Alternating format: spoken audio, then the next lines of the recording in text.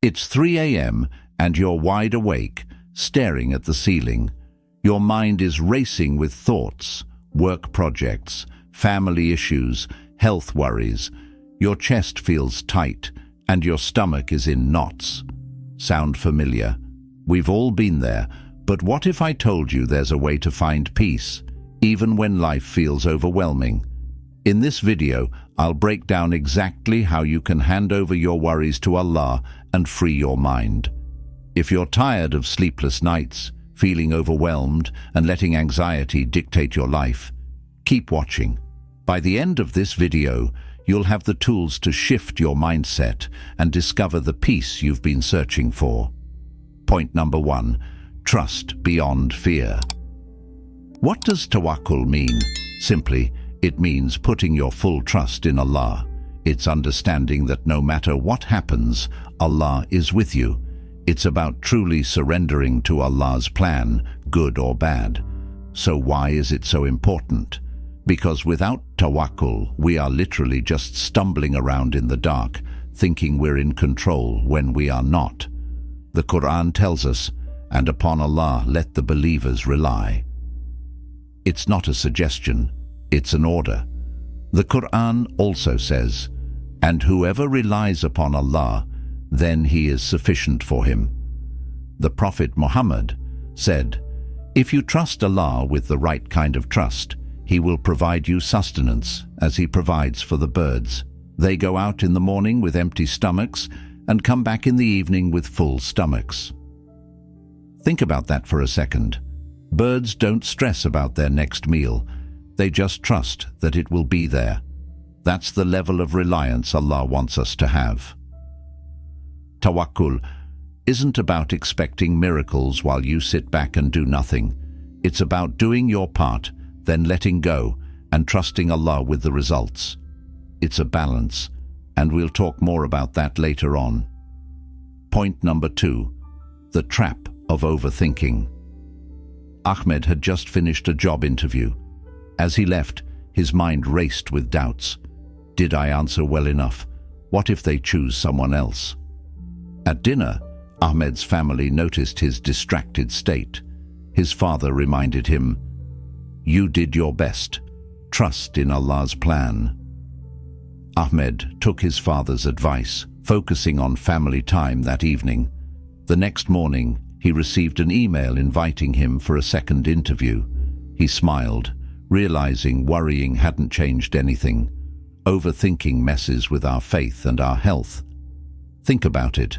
When we're stressed about every little thing that could go wrong, what are we really saying? We're basically telling Allah that we lack trust. It sounds harsh, but it's true, isn't it? When we're overthinking, we're not relying on Allah. We're relying on our own messed up, limited thinking that we can control everything just by worrying about it. And it's not just our faith that suffers. This constant stress also affects our bodies. Headaches, high blood pressure, trouble sleeping, feeling low all the time. That's the impact of overthinking on us. How many times have you made yourself sick with worry over something that never even happened? But here's the thing, brothers and sisters. We don't have to live like this. Our Deen gives us a way out. It starts with realizing that all this worrying isn't doing us any good. It's not making us more prepared. It's just stealing our peace and our trust in Allah. So next time your mind starts spinning, take a breath and remember who's really in control. Point number 3. Practical steps to give worries to Allah. Imagine being able to hand over your heaviest burdens to someone infinitely stronger than you. That's what giving your worries to Allah is all about. Now, let's talk about how to practically implement this into your life. With consistent effort, you can develop a powerful habit of relying on Allah.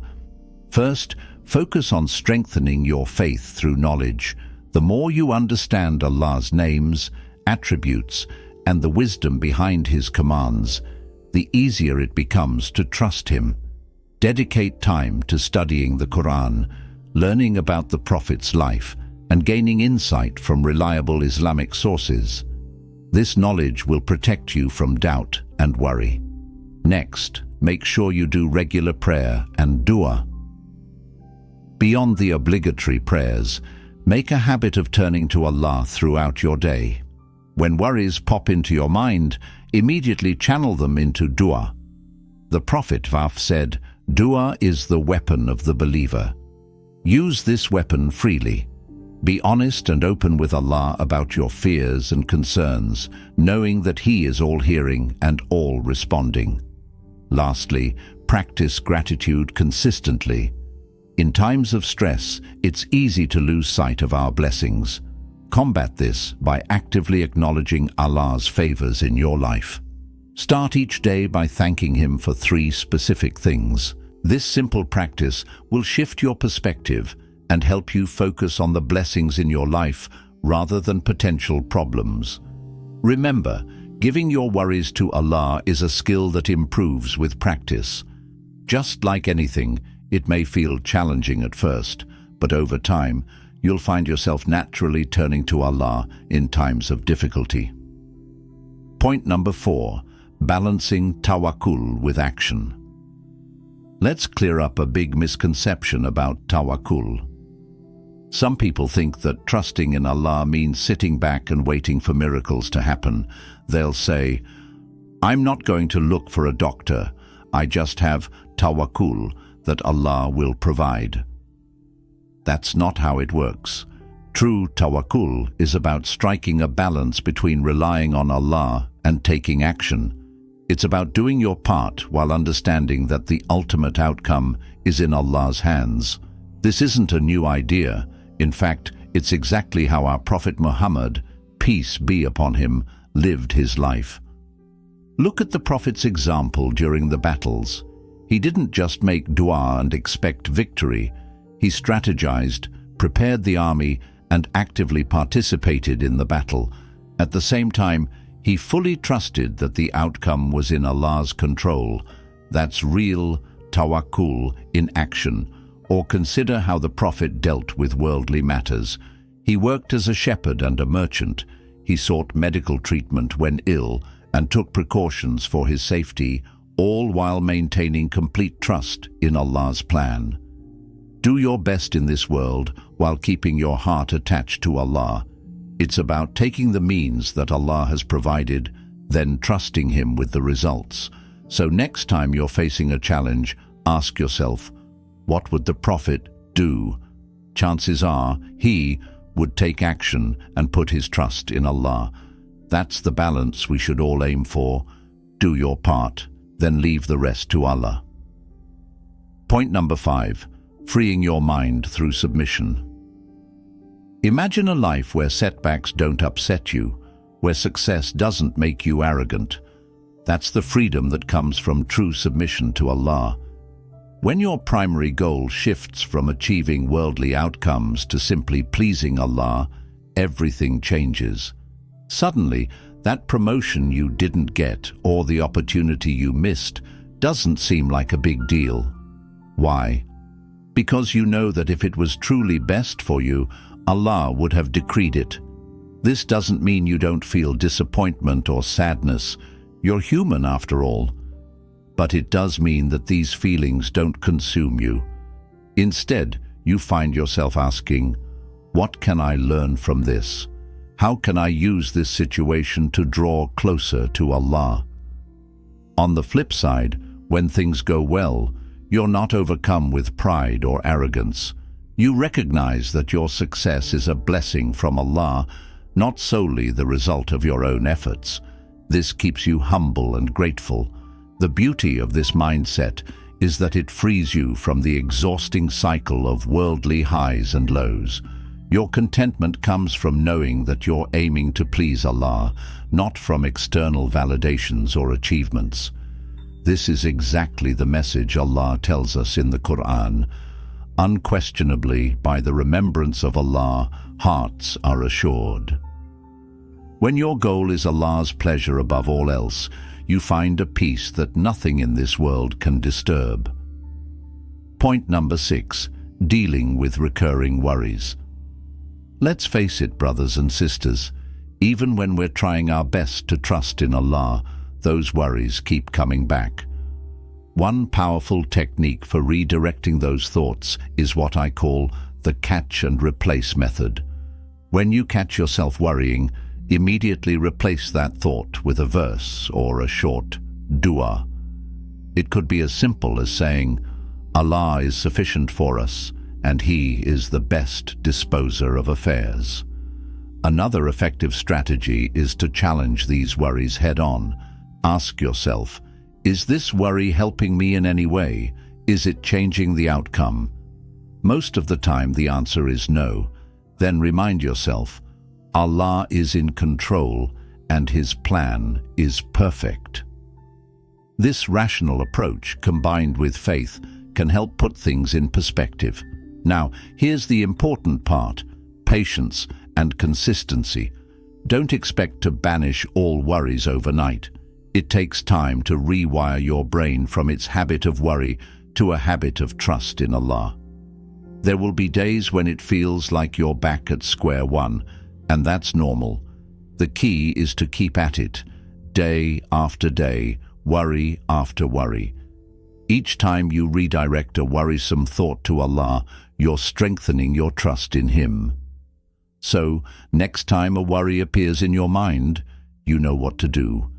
Catch it, replace it, challenge it if needed, and keep doing it.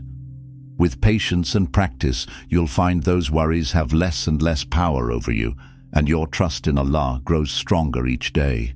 Point number 7, building a worry-free lifestyle.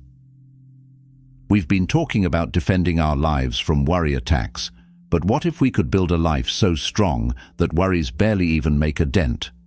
First, let's talk about your circle.